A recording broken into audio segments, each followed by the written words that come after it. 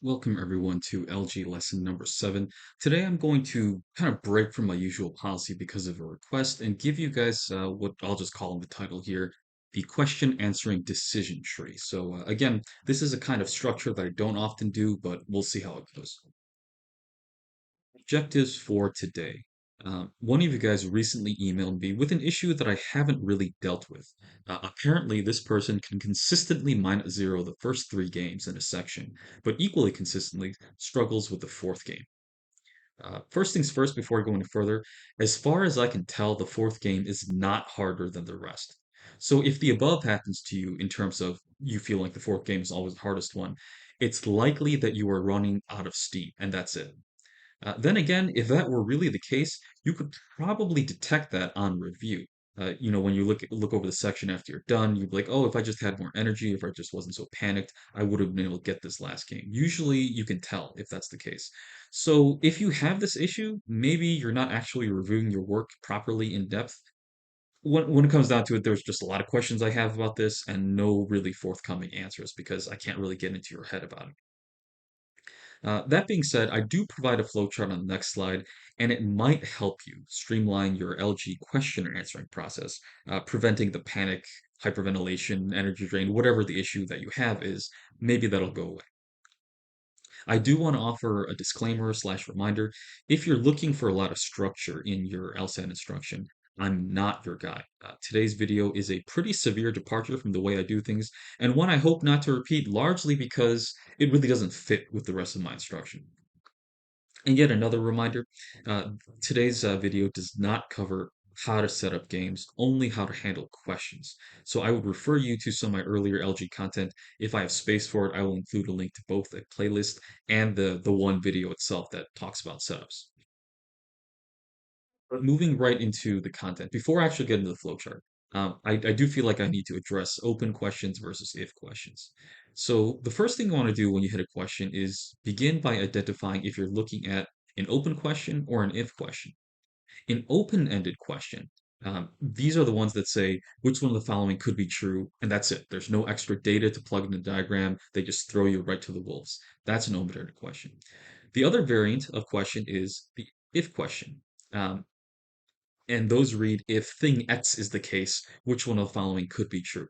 There's a piece of data, i.e., thing X, whatever that is. There's a piece of data that the STEM gives you to plug into a diagram, and that serves as sort of the opening limitation to the question. Both variants of questions surprisingly go through similar-ish phases. But without getting into too much detail here until we get to the flowchart, the TLDR is that whether you're plugging in data from the question stem because it's an if question, or you're filling in diagrams according to the table of power because it's an open question, whatever it is you're doing, always be on the lookout for familiar situations, things that you've either made worlds for, either at the setup or, as I would recommend, as you were answering questions and filling in diagrams. If you've come across a situation before, make sure you keyed into that. And after almost any level of progress that you have in filling in a diagram, again, whether you are just plugging in the data from the question stem or grinding out answer choices, whatever you're doing, once you make some progress, it might behoove you to check to see if you can answer the question without any further work. You don't necessarily need to fill out a diagram to utter completion to make an assessment about it. These are just a couple of reminders that I want to leave for you before we get into the flowchart. Speaking of which, the flowchart that I provide depends heavily on filling in diagrams as you go. To do that effectively, remember the principle of giving yourself room to succeed. And up in the upper right, as I usually do for these kinds of things, there is a link to a specific lesson on that principle and how it works. All right. Without any further ado, here is the decision tree slash flowchart. So the first question we ask ourselves is, are we dealing with an if question or an open-ended question? Let's start with the if side of things. So we've got an if question. The first thing you do is insert the data that the question stem provides. That is the absolute first thing that you must do. And there are situations where that can be kind of difficult, where the thing X that they describe in the stem, it's so vague that you can't really you don't really know exactly where to put it into the diagram. That's a whole nother issue. Usually, my other lessons probably in some total kind of cover that. If you come across these situations very often where you're given data but you don't know what to do with it, reach out to me. Tell me which game, which question, and I will give you some specific feedback on it. All right. So once you've inserted the data, you should immediately check, is it answerable? Does this answer the question? And that will depend on the question stem and the data provided. But some questions, it is admittedly rare, are answerable. So this should be the first thing that you check if you're having trouble sort of streamlining the process. Chances are it won't be, but you may as well check. So if the answer is yes, then you just, if it's answerable, yeah, just go ahead and pick an answer. And you're done. That's the end of the line. But chances are, like I said, the answer is no to this question. And so if that's the case, the next thing you do is to insert any mandatory consequences. And as you might surmise from your experience, this is almost 100% of the time required. Very rarely can you just throw something in the question and is it just done there? So once you've inserted the initial piece of data and that wasn't enough to pick an answer, then you have to continue to fill in that diagram and see if there are any consequences to that data that you just inserted. But again, at this point, once you've made some progress, once you've filled in a couple things, you should check, is it answerable at this point? And it's less unlikely to use a double negative there. Chances are that there's a decent probability that maybe you can actually answer the question without filling out anything further. So if the answer is yes, you can answer the question, then you, of course, just kind of like the above, you pick an answer. Because if it's answerable, yeah, go ahead, pick an answer. Then again, you probably wouldn't be studying so hard for the exam if all questions were so easily answerable.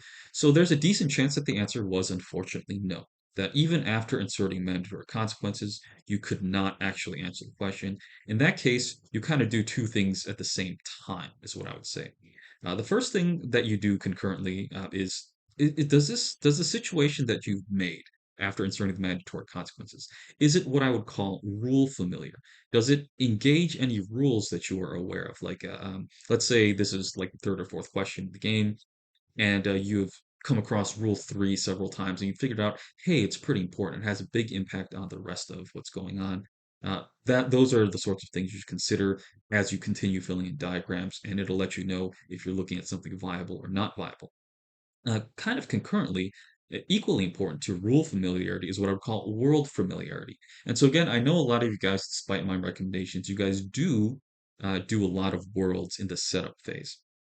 Whether you've done the worlds in the setup phase or you have worlds that are completed via, sort of plugging and chugging and grinding out previous questions, either way, you should have some diagrams on the board mostly at this point. And so you should do the world familiarity and rule familiarity more or less at the same time. And so based on that information, this should be familiar.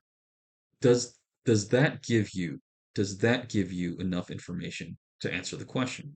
If the answer is yes, then go ahead and pick an answer. If the answer is no, then at this point, even though you should have been doing it all along, focus on making some more eliminations. At this point, you've inserted the data from the question stem, you've inserted the mandatory consequences that result from that data, and you've checked it against familiar rules and familiar previous situations, worlds, right? So you've done quite a bit of work. Um, and hopefully, all along, you've been doing eliminations, but in case you haven't, now is the time to start eliminating answer choices based on all the data that you have gathered thus far. And if that is enough to answer the question, if the answer to the is it answerable happens to be yes, then as usual, you go ahead and you pick an answer. And if even at this point for an if question, you have not been able to answer a question, that's when you would go and revert to the table of power, which would help you deal with any remaining answer choices. Let's say you eliminated one or two, but you're still kind of open about three of them, then you would use the data that you've gathered under the if column here, as well as the table of power, which again, I will use a link to the LG material that tells you what that is. And you should, at that point, after going through the table of power, finally be able to pick an answer.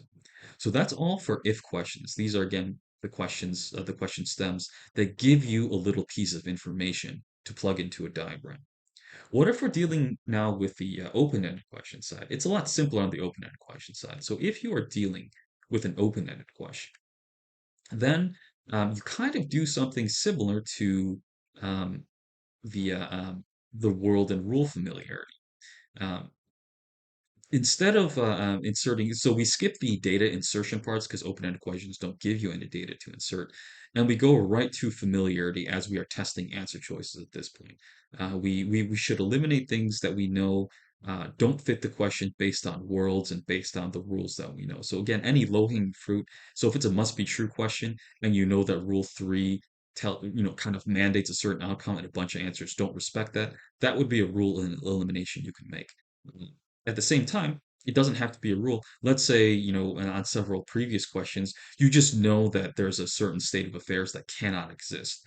And this is a must be true question or could be true question. Then you would eliminate some answer choices based on worlds, even though there's no specific rule that does it. If you know from previous experience on previous questions that certain things just are out of the question, then you would eliminate that at this stage as well. If those two things are enough to give you an answer, then of course you just, kind of follow the tree here and you pick an answer. But if at that stage, if world eliminations and rule eliminations, again, low-hanging fruit, are not enough to get you to one singular answer choice, then you would revert to using the table of power to eliminate or judge between any of the remaining answer choices. And that's it. That pretty much covers my entire process for LG questions. So takeaways from this, I do want to say right up front, this process, if you just kind of follow it religiously, it may not actually be efficient, energy saving, or panic reducing for you. Um, because yes, I did provide the process on the previous stages as a singular sort of flowchart, my process and the way I do things is quite fluid. I'm kind of bouncing back and forth between things, and I try to reflect that by making the answerability column sort of central to everything. There's something that I'm always diverting my attention to. But yeah, even if you do follow that, it may not actually work that well for you. Your issue might actually be the setup phase, which is again something I didn't even touch here. Other lessons do that. And moreover, the central pillar, like I was saying, is to rapidly check at almost every stage whether or not I can get an answer. But really, when I think about it, I only do that for games when I'm not grasping the bigger picture. For games where I do get what's going on, I often spin things out a bit farther before I stop to check for answerability, just because I kind of know how things are going to play out. And so I just finish out the diagrams instead of stopping to check at every stage whether or not I can stop working or not. So a question that might lead you to is, what is the so-called right time for you to stop and check for answerability? And my answer is beats me. Like you've got to figure that out for yourself. I'm not really being dismissive here. I think that's a highly personal thing. Again, for me, starting out, it was a very constant process. And for me, even currently, if there's a game that I'm really not getting a strong handle on, where I feel like I don't have like an overarching concept of how it works, yeah, I will, I'll be very constantly looking to cut corners and see, okay, do I have to keep going on this or can I pick an answer? Blah, blah. That's something that I'm always doing. Um, if you have trouble with any of the questions, feel free to, email me about them. As always, that's something that I try to make available for you guys. But yeah, there really is no right time that I can sort of one size fits all give you for that. And speaking of emailing me, thanks for making it to the end. This was a relatively short one, at least as far as my channel is concerned. This is my email address, and feel free to shoot me any questions if you either don't get what I was kind of doing, and I don't blame you because it's I tried to squish a very fluid process into a weird little flowchart here. And so, yeah, if you have any trouble with LG in general, make sure to reach out to me, especially since there's kind of an expiration date on LG, right? Less than, you know, less than a year from now, LG is basically not going to have any relevance whatsoever. So if you do have any issues, make haste, don't delay, reach out to me and I'll try to help you. All right, I will see you guys in the next one.